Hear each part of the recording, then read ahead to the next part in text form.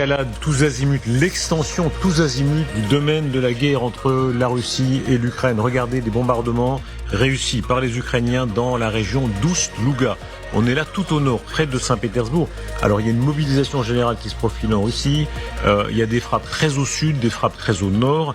Et là qu'on comprenne bien la géographie, c'est les drones ukrainiens ont pu toucher le port russe d'Oust-Louga sur la mer Baltique, alors que la précédent bombardement était sur la mer Noire, donc à l'autre bout de l'Europe. Là, la géographie parle, elle est extrêmement intéressante. Elle dit justement que l'Ukraine, elle peut toucher en même temps ou très peu de temps l'un après l'autre, assez loin, et que justement notre volonté de le faire et la capacité de le faire n'a pas diminué.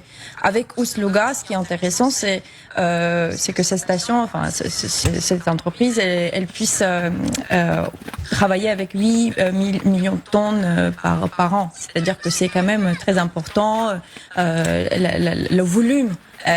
Qu'elle peut. C'est une grosse prise pour vous, plaque tournante. Il s'agit d'une plaque tournante essentielle pour les exportations d'énergie et de matières premières. Tout à fait, les matières premières, justement, c'est ça qui est vraiment le jeu de tout ce que l'Ukraine fait. L'objectif, c'est de réduire les capacités russes, déjà alimenter la machine de guerre, avoir des recettes de la vente de pétrole et des produits pétroliers. Aujourd'hui, quand vous regardez par exemple les réseaux sociaux russes, ils voient ça. Et je pense avec tout le tour que Poutine aujourd'hui fait dans les régions de Russie avant les élections, il essaye de mettre une image de la Russie qui gagne. Regardez là. Là, c'est pas forcément.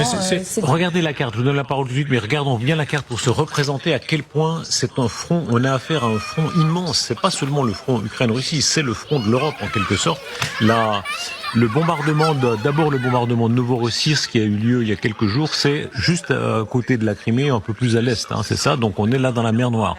Et maintenant, on est tout au nord, près de cette ville de Kirichi, là, donc en dessus des pays baltes, dans le golfe de Finlande, c'est ça, ma géographie un peu défaite, c'est le golfe de Finlande. Et donc là, regardez ce front qui fait combien de milliers de kilomètres. Il y avait le rideau de fer, alors le rideau de fer est un peu plus à l'est maintenant, mais c'est les deux bouts, les deux bouts du rideau de fer qui sont frappés par les Ukrainiens et par les Russes.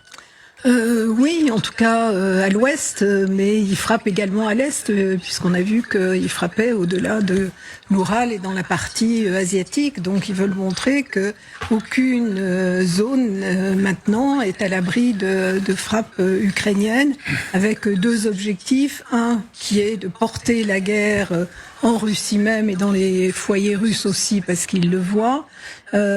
Effectivement, de diminuer les capacités d'exportation de pétrole et de ravitaillement, également le prix à la pompe. Et l'autre objectif, c'est de convaincre Poutine, en tout cas c'est un objectif revendiqué, même s'il n'est pas très réaliste, de venir à la table de négociation.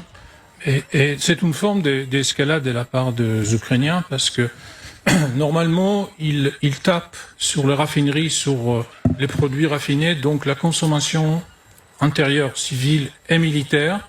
Et j'imagine que, à la demande des Américains, ils essayent de ne pas diminuer la capacité des Russes d'exporter de gaz ou de pétrole.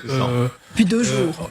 Et des matières premières, parce que déjà, tout l'enjeu des Américains avec l'Iran, c'est de garder le pétrole en dessous de $80. Et donc, si les Ukrainiens frappent les terminaux d'exportation et font grimper le prix, c'est toute la stratégie.